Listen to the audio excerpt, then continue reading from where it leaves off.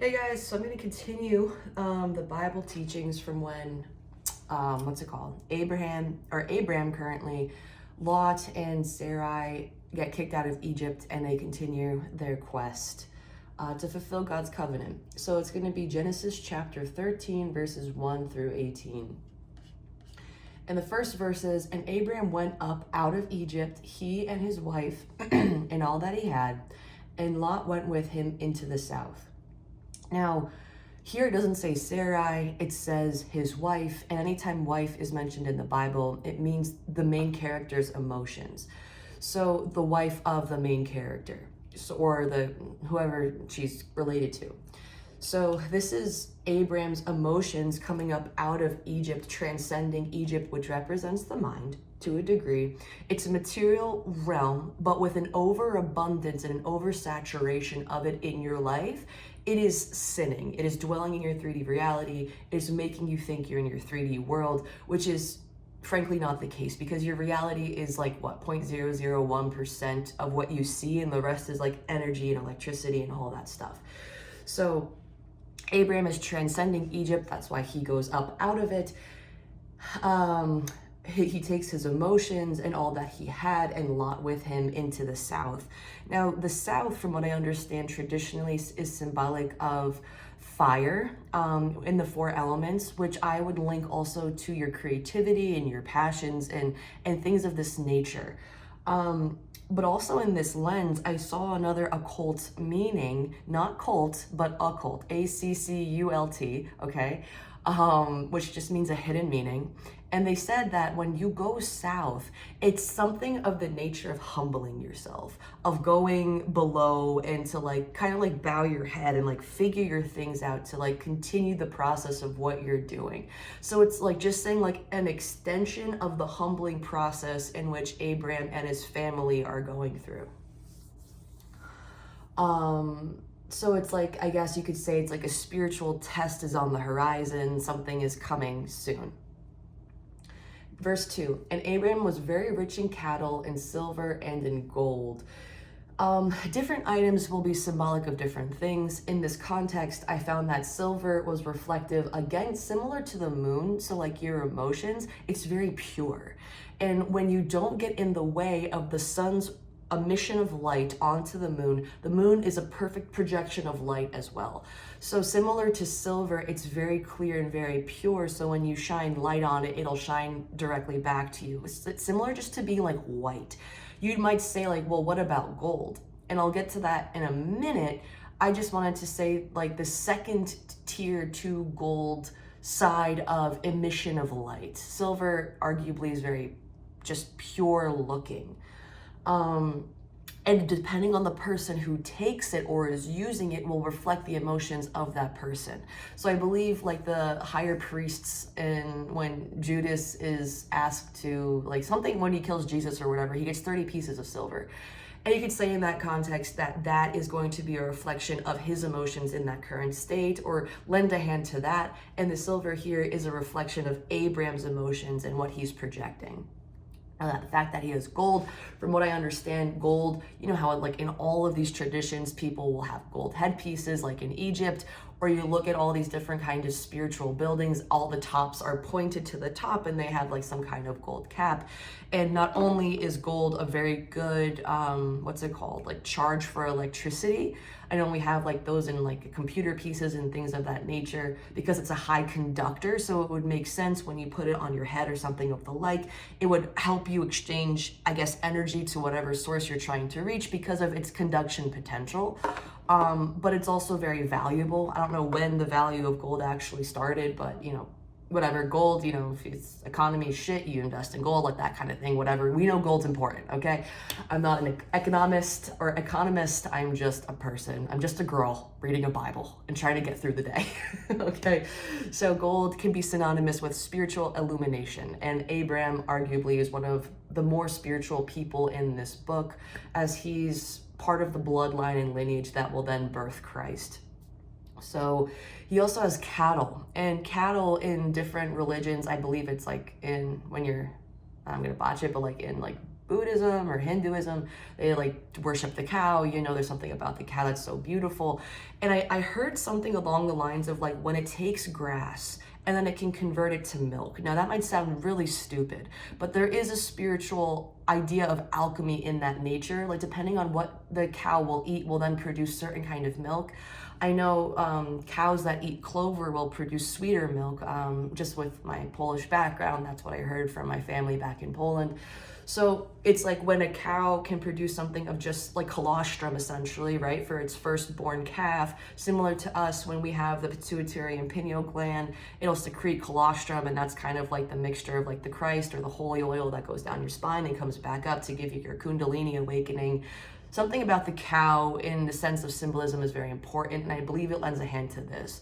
So it's an animal that will provide for you. It's an animal that will stay there the long term. It's very nurturing. It'll provide for you and its own babies. So a cow is kind of seen as an animal that is in your favor, whereas like other animals and other beasts in the Bible are not so much in that way. Similar to creeping things. Creeping things are the dark things that are like in the soil, right? When you think of something creeping, you don't have a good feeling. And that, to an extent, is similar to the moon when it's in its darkest aspects.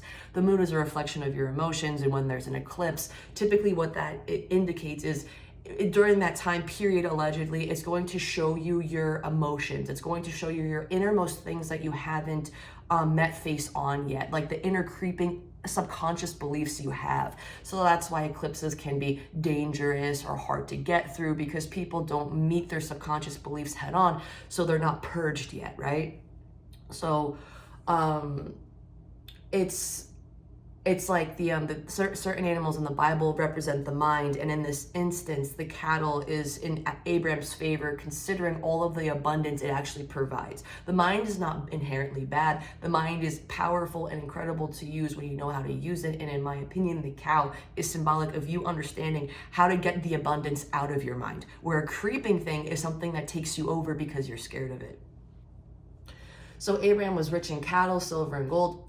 And he went on his journeys from the south, even to Bethel, onto the place where his tent had been at the beginning, between Bethel and Hai.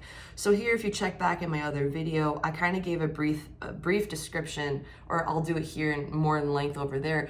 But Bethel means like God's house, and Hai means like ruins or shambles. When Abram pitched his tent, he switched the directions in which Bethel and Hai were. So originally Bethel should be on the right. I believe Hai should be on the west, because the right is symbolic of your intuition and divinity. The left is symbolic of your cardinal mind and your ego and your thoughts. And when he pitched his tent, pitching a tent is going within a house that's unstable. When you go within a house, a legit house that says it word for word in the Bible, saying, oh, they went into their home, they went into their house, that means you're going within your body. When you go within a tent, it means you're going within your mind. So it makes sense that when Abram is going within his tent, that he switched the directions of these two places, and now he's confusing Hai to be the spiritual divination path that is actually his intuition calling him, which is not the case. That is symbolic of you confusing your emotions as a calling. Your emotions will never be a calling. Your emotions come from your mind and programming that you've experienced.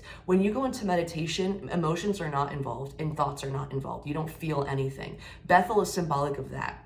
When you're in meditation, you get a knowing, and a knowing is significantly different than a feeling, because a feeling is something you get when you have this emotional charge of some past subconscious beliefs that haven't been healed yet or recognized yet, where just a God knowingness is there's no questions asked. You'll just follow that path, right?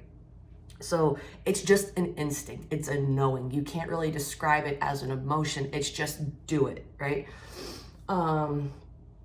Even if it doesn't make sense. And to an extent, when you're really purely in that state, that is having faith, that is following God, that is following your intuition, because following your intuition requires courage. And a lot of people don't have courage. They're scared to pursue their dreams because they can't perceive the outcome. And the mind will judge your outcome time and time again, saying it's not possible, you won't receive abundance, what if you fail, all this crap to prevent your body from getting into trouble. Your mind is there solely to protect your body, right? So if it can't can't perceive the outcome in which your intuition is trying to provide for you, your intuition is trying to guide you somewhere, your mind can't calculate the destination and what will happen, so it'll tell you it's bad.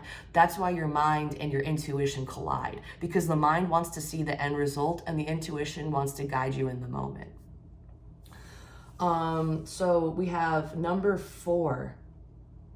So sorry, I'll go back to 3 just to briefly explain again.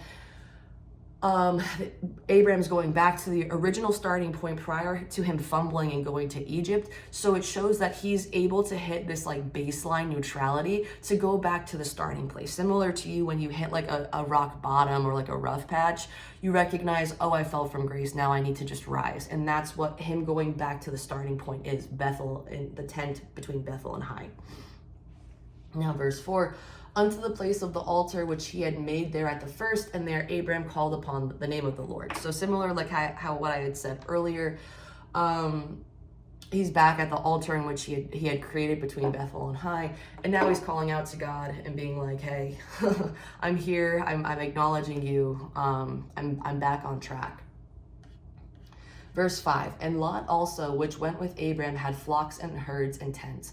Abram had silver, gold, and cattle. Lot has something of significant less value in this instance, in my opinion. He had flocks and herds and tents. It doesn't specify what animals are in the flocks, and it doesn't specify what animals are in the herds, but because Lot represents kind of the lower nature of the mind, where Abram, the character of Abram's character's archetype represents the capability to transcend his ego significantly more easily than Lot's does. Lot is more symbolic of wavering. He chooses to go to the direction of Sodom and Gomorrah because he's more blinded by the material wealth in which it looks visibly like it can provide him, without understanding the context of how actually corrupt and immoral the people of that city are. So his name means veil. And in my opinion, Lot translates to veil, I believe, in Hebrew.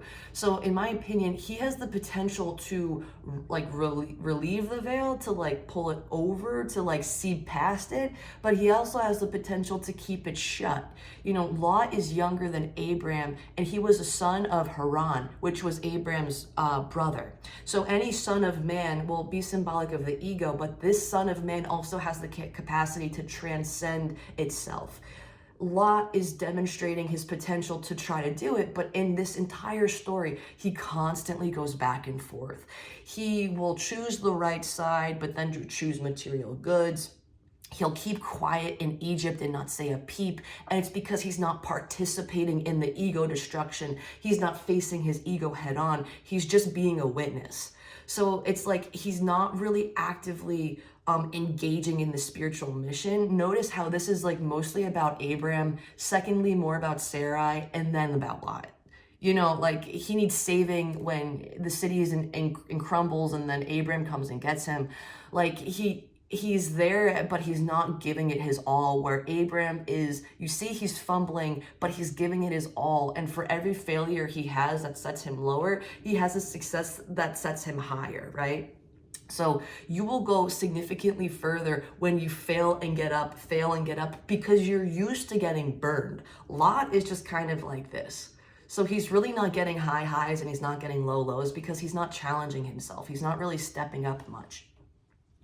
So flocks, I would assume, flocks are symbolic of the mind in the sense of the higher aspect nature, because birds typically can rise very high, but depending on the kind of bird that's mentioned, some birds can't fly at all. So you can argue, is this a flock of let's say geese, compared to an eagle? Eagles can fly higher than geese. So it doesn't say what flock, it doesn't say what herd.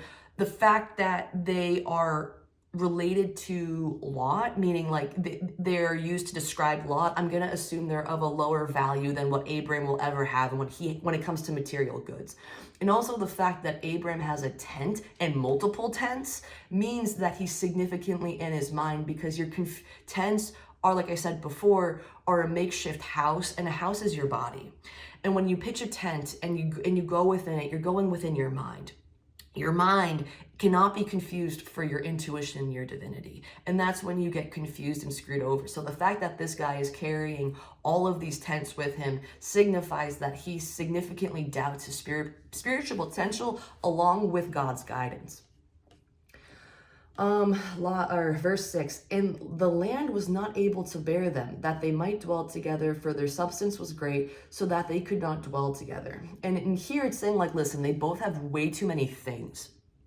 And in this sense, when you have an attachment to too many things in your reality, meaning like they own you rather than you owning them, a good headspace to be is like, hey, you have these things, but are you okay with like giving them away?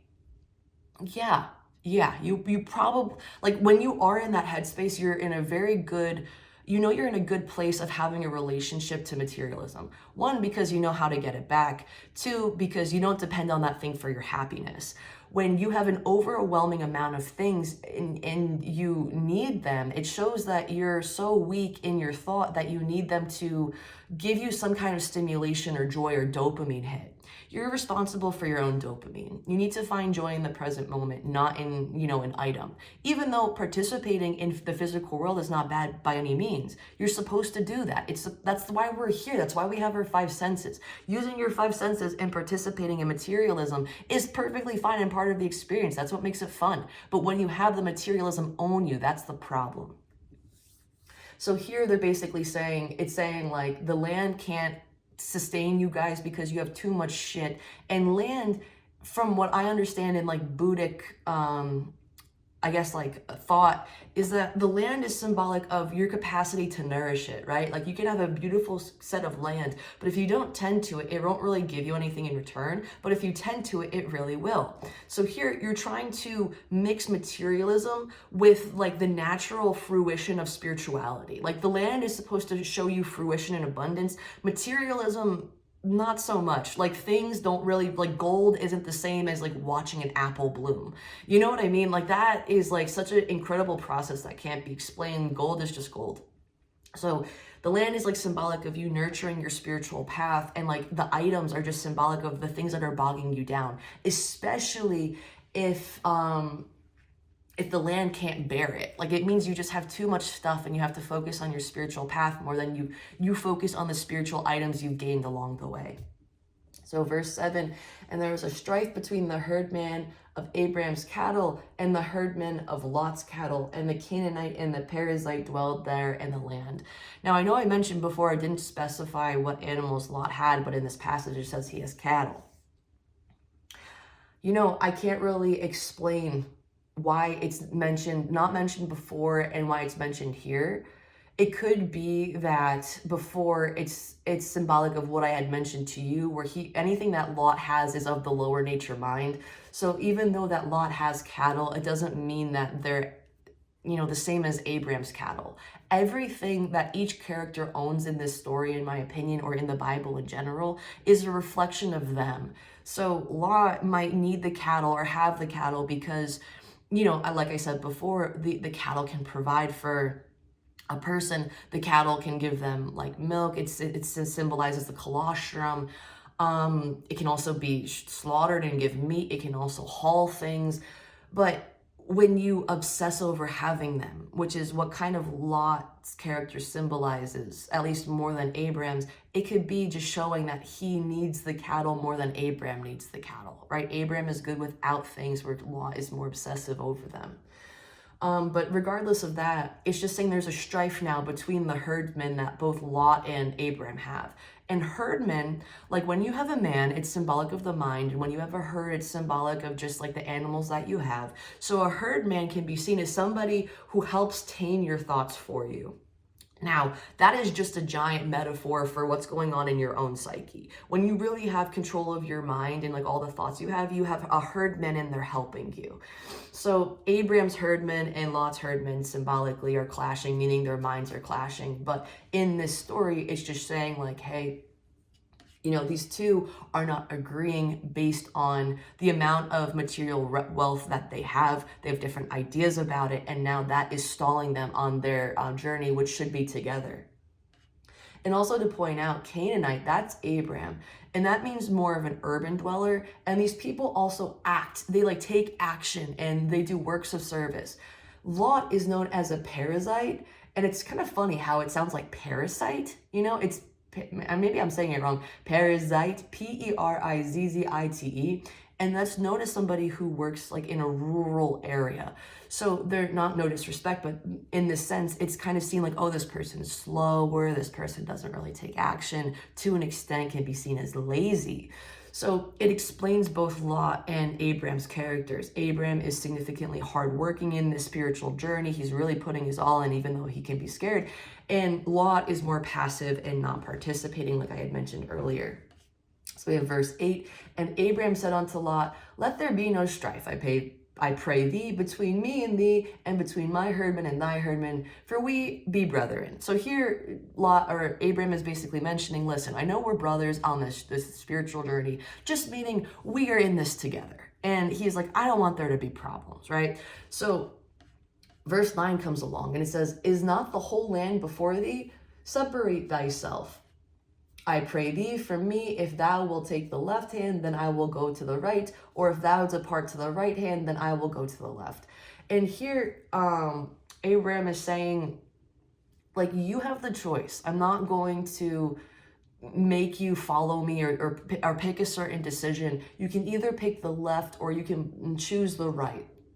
And here, to an extent, it's kind of symbolic of you having free will. No one is going to push you on your spiritual journey to do anything that you don't want to do. You get to pick. You get to choose the left and you get to choose the right. It's up to you at the pace you want to take, at the lessons you want to learn, things you want to transcend, and things you aren't ready to transcend yet, right? So it's like a process of individualization. All right, so we have verse 10, and it says, and Lot lifted up his eyes and beheld all the plain of Jordan, that it was well watered everywhere, before the Lord destroyed Sodom and Gomorrah, even as the garden of the Lord, like the land of Egypt, as thou comest unto Zoar. Now that was a freaking mouthful, but I'm going to point out one part of this in particular where it says, even as the garden of the Lord, like the land of Egypt. Here, when Lot is looking at the land of Jordan, he's seeing it as the garden of the Lord, which is like, you know, if you were looking esoterically, it's very symbolic of your spiritual ascension. It feels promising. You know it is what it is. And it says like the land of Egypt. So Lot is looking at the plain of Jordan and confusing it for the garden of the Lord, even though it represents the land of Egypt.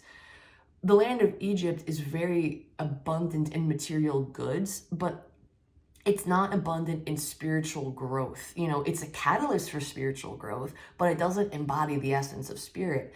So here, it's basically saying when Lot is looking at Jordan, he's taking like all the fertility and the prosperous nature of Jordan as something that will benefit him spiritually, but it just won't. He's a character that prioritizes material abundance over spiritual nature, and it's just to serve as an archetype that you and I serve when we get caught in our 3D reality.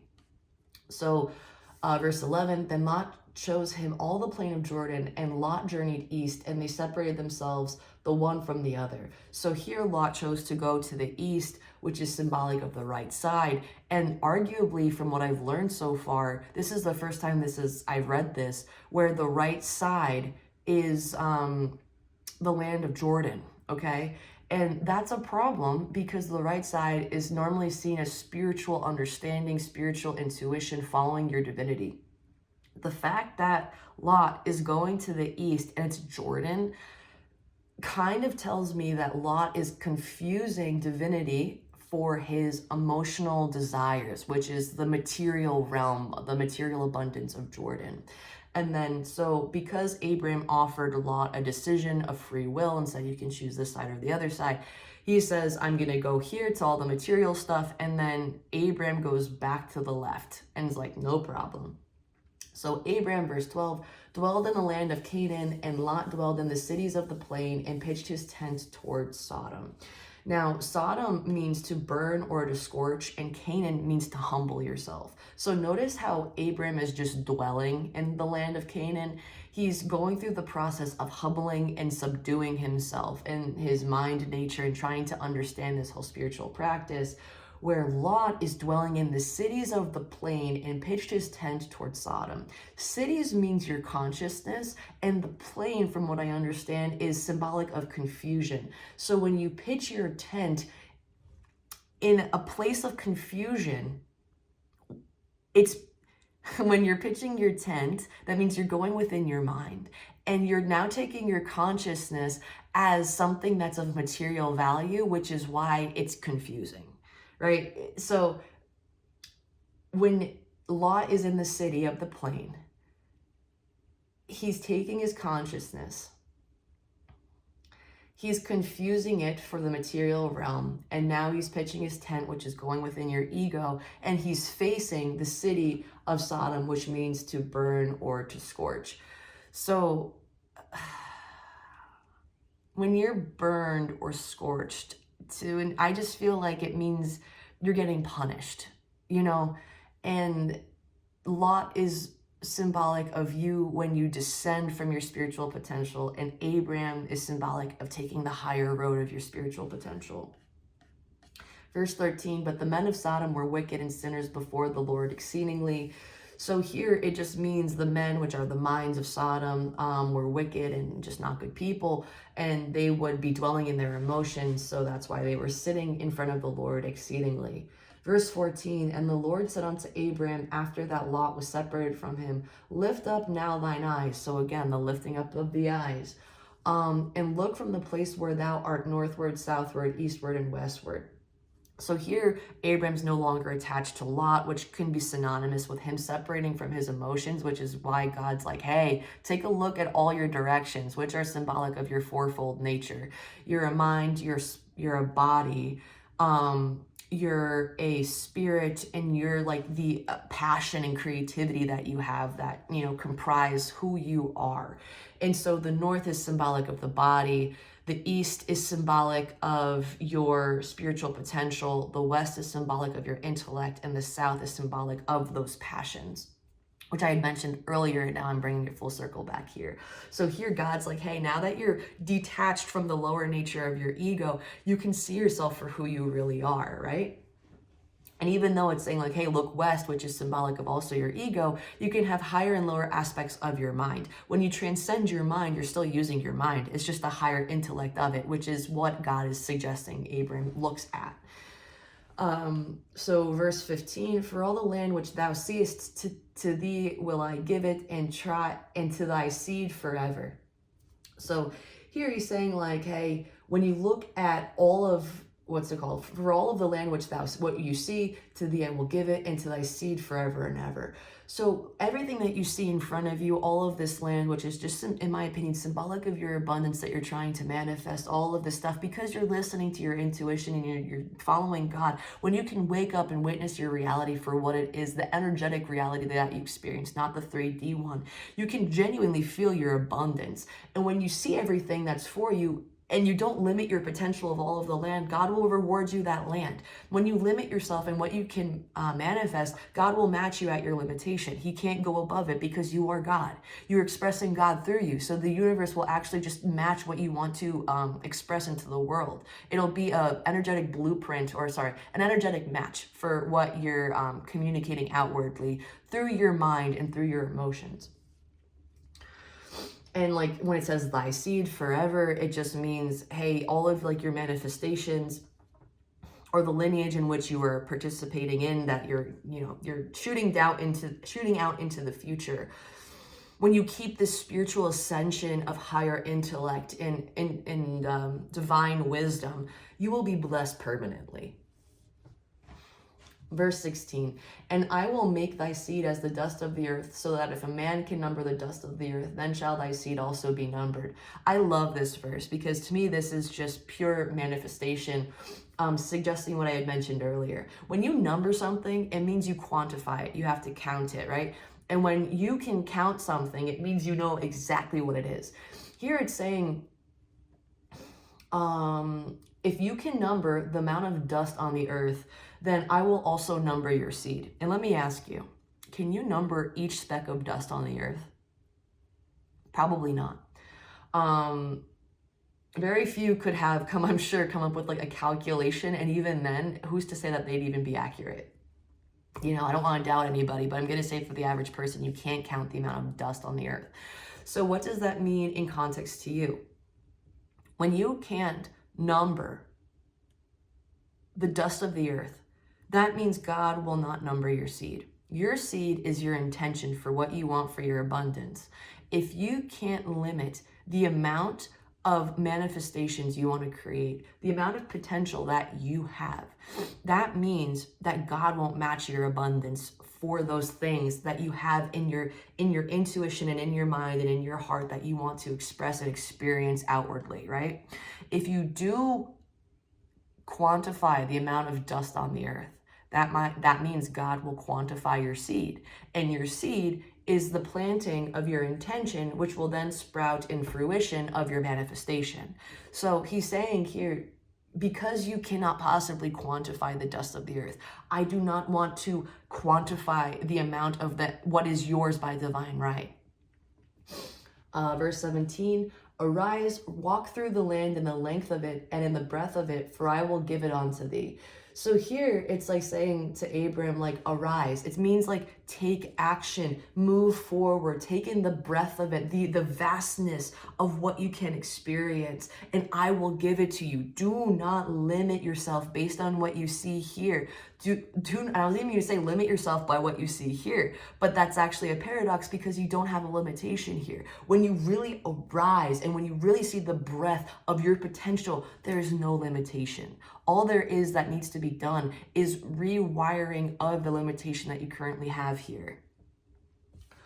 Verse 18, then Abram removed his tent and came and dwelt in the plain of Mamre, which is in Hebron, and built there an altar unto the Lord. So here there's really cool steps that Abram took in connection to his spiritual ascension. He removed his tent, which means you're not thinking in your cardinal mind anymore. You're not thinking in your ego. He dwelt in the plain of Mamre. Now, from what I said before, plain meant confusion. So here when he dwelled in the land of Mamre, it's like in the confusion of his strength, in the confusion of his success, in the confusion of his vigor, which is in the city of Hebron, which means to bind or to bring together. So even though Abram is removing that part of himself that was controlled by the mind and his fear, you can see that why there's a little bit of confusion if it's on the plain. But he's doing it anyway. He's doing it anyway, even though he's confused, potentially stressed, a little bit scared, because that's what happens when you have an ego death and an ego separation. He just removed his tent. How did you feel when you just removed your mind for the first time? Probably mind blown. Probably what the heck is happening? Even though Abram had done this a few times before, it's just mirroring that idea. Even though he might be confused, he's finding the strength and vigor to continue. And he's binding that vigor with himself and moving forward. And he created another altar unto the Lord. Now, I said before that, not in this video, but in other videos, when you build an altar, normally that means you're ready to sacrifice something, right? No animal here is being sacrificed. So then that would make me question, okay, you're not sacrificing your mind, right? You're not sacrificing your ego, because any animal is symbolic of that. So why are you building altars? Now there's another description of what altar can mean. So interpreting the Bible is incredibly fluid. This is only one way to view it. Do not take this as the only way. I'm just suggesting an idea to have other people think. When Abram is building these altars, not only is an altar a place of worshiping something or sacrificing something. Sorry, I gave you what's it called? Not a plot twist, but like a sneak peek. It's a place of worshiping something. You put something on an altar because you love it.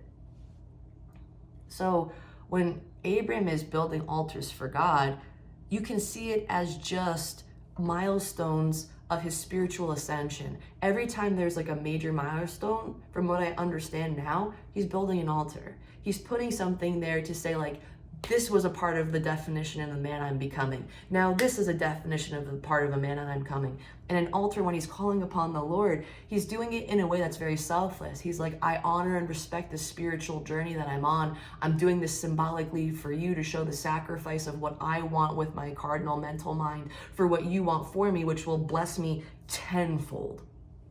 So that is the part either 4 or 5 of this entire story.